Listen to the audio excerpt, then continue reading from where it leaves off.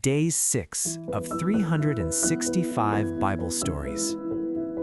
That afternoon, Adam and Eve heard the sound of God walking through the Garden of Eden. Fear gripped their hearts, for they knew they had disobeyed him. Quickly, they hid behind trees and bushes, hoping God would not see what they had done. But God knows all things.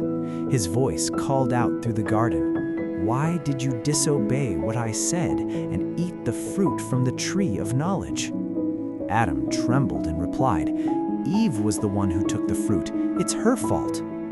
Eve pointed at the snake and said, "But it was the snake who told me to take the fruit, so it's the snake's fault." God loved Adam and Eve deeply. He was disappointed that they had not listened to his command and had chosen instead to listen to the sneaky snake.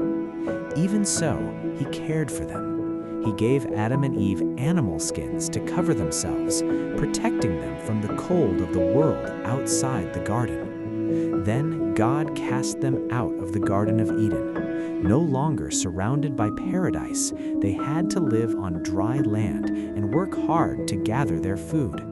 The life before them had changed forever.